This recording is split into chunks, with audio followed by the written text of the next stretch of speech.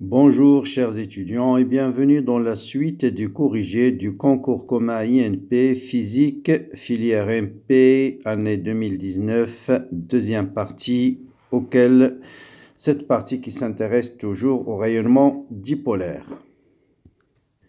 Bien, donc dans la première partie, j'ai traité le modèle de Thomson de l'atome et ensuite on a traité le modèle de l'oscillation libre dans le modèle de l'électron élastiquement lié. Et je vous rappelle que les hypothèses ici sont valables pour toute cette partie-là, en particulier pour la partie que je vais traiter maintenant. Donc c'était l'électron ou bien l'atome a reçu une certaine énergie lors d'un choc. Ce qui impose en fait tout ça, c'est juste pour imposer les conditions initiales.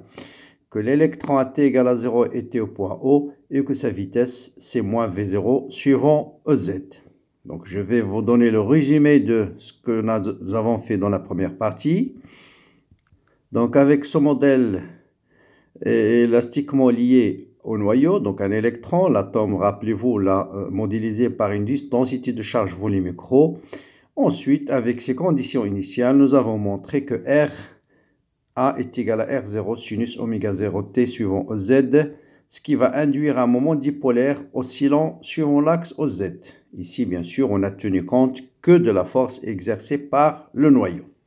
Et bien, dans cette deuxième partie, on va on va introduire une force de frottement. On vous donne la force de frottement. La forme, c'est moins ME tau sur V.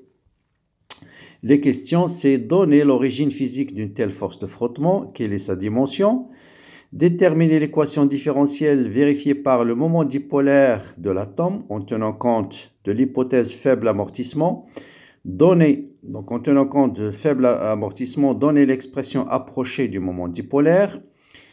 Bon, mettre sur la forme P de M sinus oméga t plus phi, à vous de déterminer oméga et la phase. On pourra poser pour simplifier P0 égale à moins E fois R0. Ensuite, déterminer l'énergie potentielle élastique de cet oscillateur-là, déterminer son énergie cinétique et enfin montrer que l'énergie mécanique de l'oscillateur peut s'écrire sous la forme E0 PM au carré, mettre en évidence la durée caractéristique d'amortissement des oscillations. Donc voilà, dans cette vidéo, je vais traiter la partie où on va introduire justement cette force de frottement, comment va devenir l'expression du moment dipolaire oscillant, quelle est son énergie cinétique, son énergie potentielle. Bien. Donc, quelle est l'origine de la force de frottement tau? Donc là, ici, dans cette partie, il y a beaucoup de calculs. Donc, il suffit juste de se concentrer, de se laisser guider par l'énoncé, pas introduire des hypothèses supplémentaires que les hypothèses qui sont citées sur le sujet. Eh bien, toujours le force de frottement, il est dû à quoi? Ça, d'une façon générale, c'est dû à l'interaction de la particule avec son environnement, avec le milieu dans lequel il baigne. Et vous voyez bien, c'est toujours de la forme moins lambda fois la vitesse. C'est toujours opposé à la vitesse avec la constante lambda, c'est la masse de l'électron sur tau. On vous dit de justifier que tau a une dimension d'un temps. Bon, la force, bien sûr, la dimension, c'est la masse fois la dimension de la vitesse, c'est la longueur divisée par le temps fois la dimension de tau. Or, m, la force, c'est la masse fois l'accélération. Donc, la masse, l'accélération, c'est longueur t-2. Vous amplifiez par la masse, par la longueur, par t-1. Il va vous rester tau. 1 sur tau, c'est t-1. Donc, tau a bien la dimension d'un temps. Bien. Maintenant, équation différentielle vérifiée par le moment dipolaire dans l'hypothèse oméga tau est très supérieur à 1 et donner sa solution approchée. Bien. Donc là, on va refaire exactement la même étude qu'on a fait dans la première partie, sauf que ici, il faut tenir compte de cette force de frottement. Donc, toujours PFD, principe fondamental de la dynamique. La somme des forces est égale à M gamma. La force appliquée, c'est la force exercée par le noyau pour la force de frottement. Donc, la force de frottement moins la masse de l'électron sur tau fois V. La force exercée par le noyau, c'est moins M oméga carré fois R. Bien sûr, avec V, c'est D de R sur D de T. Et donc, on a une équation différentielle vérifiée par R qui est la suivante. R seconde plus R point divisé par tau plus oméga 0 au carré fois R égale à 0. Donc voilà l'équation différentielle vérifiée par R. Quelle est sa solution? Bien, pour trouver l'équation de cette solution, on va déterminer l'équation caractéristique qui est R carré plus R sur tau plus oméga 0 au carré égale à 0. La solution de cette équation en deuxième ordre, il faut calculer delta. Donc delta c'est 1 sur tau carré B carré moins 4AC. Bien sûr, toujours on va se mettre dans l'hypothèse oméga 0 tau. C'est là où oméga 0 tau est très grand devant 1. Donc, vous voyez bien, oméga 0 tau au carré, donc en particulier 4 oméga 0 au carré va être encore plus grand devant 1. Donc, ce delta va être de l'ordre de moins 4 oméga 0 au carré. Donc, delta négatif.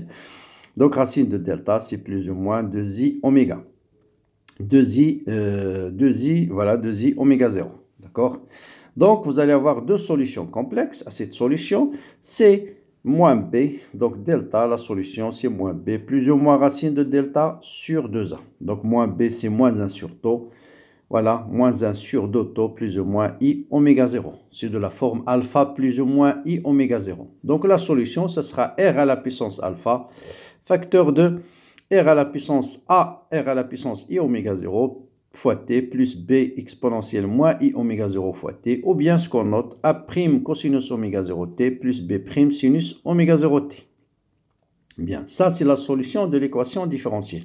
Ou bien vous pouvez écrire bien sûr a exponentielle moins t sur tau facteur 2, donc exponentielle moins t sur 2 tau facteur 2 a cosinus oméga t plus phi. Ah, c'est la même chose. Bon, j'ai pas assez de temps, donc je vais le dire oralement. D'accord? Donc, soit de la forme de cette forme, bien je vais l'écrire ici, soit de la forme, même terme, fois cosinus, oméga t plus phi. C'est la même chose. Hein? Bien. D'ailleurs, voilà, donc voilà, oméga 0 t plus phi. Bien, on connaît l'expression de R. Bien sûr, l'expression du moment dipolaire dans le problème étudié, c'est moins E fois R. Je rappelle toujours pourquoi on a mis le signe moins. Parce que l'origine, il est pris au centre et le vecteur R, c'est le vecteur dirigé du centre vers la charge de l'électron. Or, normalement, pour un moment dipolaire, il est dirigé dans le sens inverse. Hein? Donc, c'est pourquoi vous avez moins E fois R0, mais on vous dit dans l'énoncé P égale à moins E fois R0. Donc, je remplace R tout simplement par, je multiplie tout ça par E. Donc, ça va induire une autre constante. E fois A', je l'appelle A, et moins E fois B', je l'appelle B. Et à nous de déterminer maintenant les constantes A et B. Bien sûr, par quoi? Par les conditions initiales, qui sont toujours valables pour cette partie-là, parce qu'on est toujours dans la partie grande 2. Les conditions initiales, ce sont le noyau, l'électron à t égale à 0 se trouve au centre, à r égale à 0, donc le moment dipolaire il est nul à t égale à 0. Si le moment dipolaire est nul, vous allez avoir cosinus A plus B fois 0, donc ça vous donne A. Exponentielle 0, c'est 1, donc ça vous donne A égale à 0. Bien. Pour déterminer B, on va utiliser la dérivée du moment dipolaire par rapport au temps. C'est moins E fois D de R sur D de T. Et D de R sur D de T, c'est D de V. Et à T égale à 0, D de V sur D de T, D de R sur D de T, c'est V0. Et V0 est donné, bien sûr, par moins V0 suivant OZ. Donc, avec ce signe moins, ça va disparaître. Et ça va rester E fois V0 suivant OZ. Qu'est-ce qu'elle nous donne la solution? La dérivée de tout ça, à T égale à 0. Donc là, dérivée de P par rapport au temps à T égale à 0, il faut dériver ce terme. Donc il faut dériver le terme. Bon, on va prendre A égale à 0, dériver le terme exponentielle moins T sur tau fois B sinus. Donc la dérivée de ce terme va vous donner exponentielle moins T sur 2 tau facteur 2 moins 1 sur 2 tau fois B sinus oméga 0 T plus B fois la dérivée de sinus, c'est oméga 0 cosinus oméga 0 t. D'accord? Tout ça exponentiel. Et à t égale à 0, ce terme est égal à 1. Sinus, ça va vous donner 0. Il va vous rester b fois oméga 0. Donc voilà, b fois oméga 0. Et tout ça va être égal à quoi? Il est égal à e fois v0 suivant oz, ce qui vous donne la constante b, c'est e fois v0 sur oméga 0 suivant oz. D'accord? Donc là, c'est un petit calcul à faire. Bon, il suffit de dériver cette expression en prenant a égale à 0. Vous allez trouver cette expression-là. En remplaçant par t par 0, il va vous rester juste oméga 0 fois b. Bien, donc nous avons déterminé les constantes a et B en même temps, bien sûr, oméga 0 et phi. Donc phi égale à 0, bien sûr, parce qu'il n'y a pas de déphasage ici. Et tout ça, on va l'opposer P de M. Donc on pose P0, c'est E fois V0 sur oméga 0 sur Z, tout ça. Et alpha, c'est moins 1 sur tau. Donc ça vous donne Pm égale à P0 exponentielle alpha de t. Et avec oméga c'est oméga 0. Et bien sûr, le déphasage ici, on a trouvé un déphasage qui est nul. Donc voilà la forme finale du moment dipolaire induit. C'est P de M avec P de M, c'est un paramètre, cette fois-ci, qui est de la forme P0 exponentielle alpha de t. Hein, ce terme alpha qui n'apparaît pas dans la première partie. Bien, maintenant on nous demande de déterminer l'énergie potentielle élastique de l'oscillateur. Donc l'énergie potentielle élastique, chaque fois qu'on vous demande l'énergie potentielle élastique, il faut penser à la relation. Maintenant, il faut utiliser le gradient. C'est plus pratique pour déterminer l'expression de l'énergie potentielle. Bon, on a besoin de quoi? On a besoin de P de M, c'est égal à EV0. Voilà, c'est ce terme-là, EV0 exponentielle alpha de t suivant EZ. Donc voilà le moment dipolaire PM de t. Bien, donc pour déterminer l'énergie potentielle, je vais utiliser l'expression de gradient. Donc par définition, la force élastique est égale à moins gradient de l'énergie potentielle. Avec la force bien sûr élastique, c'est moins la masse oméga carré fois R. Donc le gradient de EP, c'est moins F. Ça sera par définition le gradient de l'énergie potentielle, parce que ici, la force ne dépend que de R. Donc le gradient va se réduire à D de EP sur D de R suivant ER. C'est égal à moins F, c'est-à-dire M V0 au carré, Fm oméga 0 au carré, pardon, fois R suivant ER.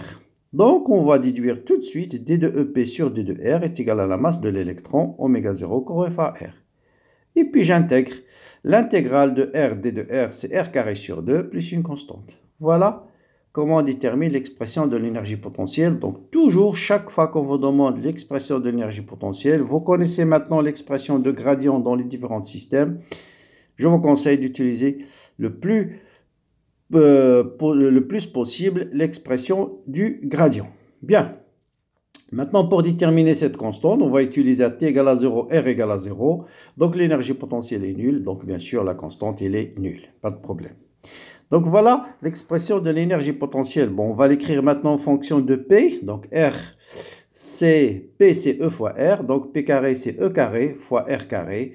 Donc, je remplace, je connais déjà l'expression de P, donc je remplace R carré par P carré sur E carré. Voilà, et P, bien sûr, on l'a ici. Donc, voilà, le P, c'est P de M sinus oméga 0t. Donc, ça sera P de M au carré, voilà, sinus carré de oméga 0t. Bon, quelques simplifications, bien sûr. Donc, on nous dit de le mettre sous cette forme. Donc, M oméga 0 au carré sur 2 fois R0 au carré exponentielle moins T sur tau sinus carré de oméga 0 fois t. Bien, donc voilà l'expression de l'énergie potentielle. Donc là, on a l'expression du moment dipolaire, on le remplace et on peut l'écrire sous la forme qu'on veut.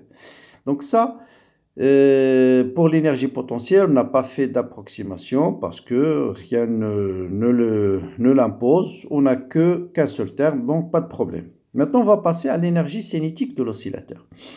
Bon, l'énergie cinétique, c'est 1 demi mv carré. Donc, V, bien sûr, c'est D de R sur D de T. Hein. V, c'est D de R sur D de T. On connaît l'expression de R. C'est exponentielle moins T sur 2 tau fois V0 sur oméga 0 sinus oméga 0 T. C'est la solution de l'équation de tout à l'heure.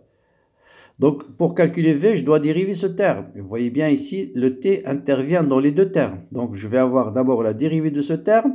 C'est moins 1 sur 2 tau fois G plus ce terme dont je vais factoriser tout de suite par l'exponentielle, il va vous rester V0 sur oméga 0 multiplié par la dérivée de sinus qui est oméga 0 cosinus.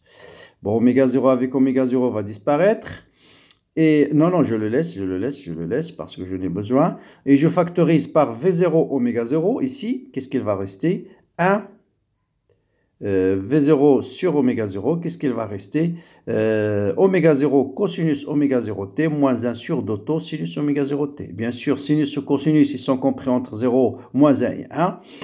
Mais puisque oméga 0 est très supérieur à 1 sur tau, donc très supérieur à 1 sur 2 tau en particulier, donc on va négliger ce terme devant celui-là. d'accord? Je répète, parce que, donc sinus, il est compris entre moins 1 et 1, donc vous voyez que le fait que oméga 0 soit très supérieur à 1 sur tau, on peut négliger ce terme cosinus oméga 0 t devant 1 sur 2 tau sinus oméga 0 t. Donc, ce terme va être de l'ordre, c'est là où va intervenir cette approximation, de l'ordre de V0 cosinus oméga 0 t exponentielle moins t sur 2 tau. Bien, donc voilà, donc il va nous rester, je remplace ici juste, donc l'énergie cinétique, c'est 1 demi m, la masse de l'électron fois la vitesse au carré. Donc la vitesse au carré, c'est V0 carré, cos carré, exponentielle moins T sur tau. Voilà l'expression de l'énergie cinétique. Voilà l'expression énergie cinétique en remplaçant V0 par sa valeur. Donc V0 au carré, c'est R0 au carré, oméga 0 au carré. Donc voilà l'expression finale. Donc là, la difficulté, en fait, c'est essayer d'utiliser cette approximation qu'on vous donne, oméga 0, tau est très supérieur devant 1. Bon, enfin, montrer que l'énergie mécanique est égale à ça. Donc, en fait, quelqu'un qui a tenu compte, qui a laissé ce terme, va être bloqué ici. Donc, il doit dire, bon, pour éliminer ce terme, je dois penser à l'approximation qu'on m'a donnée. Bon, l'énergie mécanique, bien sûr, c'est l'énergie cinétique plus l'énergie potentielle. Donc, vous voyez bien que l'énergie cinétique plus l'énergie potentielle, vous allez avoir exactement le même terme qui apparaît ici. Le même terme. Par hasard, c'est le même. Donc, en factorisant par ce terme, cos carré plus sinus carré est égal à 1. Et on retrouve, comme dans le cas d'un oscillateur classique, une énergie potentielle qui est égale à ce terme. Donc, voilà. Bon, pour montrer la forme qu'on me demande, bon, il suffit de multiplier, diviser par E carré. Je vous laisse le soin de faire ce petit calcul. Et on arrive à l'expression de l'énergie mécanique finale. C'est la masse de l'électron, oméga 0 au carré sur 2 au carré, P de M au carré. Donc, c'est E égale à E0 fois exponentielle moins T sur tau. Donc, durée, donc T égale à tau donc, c'est une énergie qui décroît avec un temps caractéristique égal à tau. D'accord? Donc, voilà un peu. Donc, P de M, bien sûr. Je rappelle l'expression de P de M. C'est EV0 sur oméga 0 exponentielle moins T sur 2 tau. Donc, c'est moins T sur 2 tau. Voilà. Donc, ça, c'est en fait P de M au carré. Donc, ce terme, c'est P de M au carré. Voilà, c'est ce que j'ai écrit ici. P de M au carré. Voilà, donc voyez bien que l'énergie, c'est une constante fois exponentielle moins t sur tau. Voilà, c'est une constante exponentielle moins t sur tau. Donc voilà pour cette partie. Bon, il n'y a que des calculs en fait qui changent par rapport à la première partie. C'est toujours le même principe, une force, principe fondamental de la dynamique, déterminer l'équation caractéristique, trouver la valeur de R. Si on trouve R, on va déterminer le moment dipolaire. Voilà, après ici, ce qui est ajouté, c'est le calcul de l'énergie cinétique et le calcul de l'énergie potentielle. Donc voilà pour cette deuxième partie de ce concours et à bientôt donc pour la troisième partie.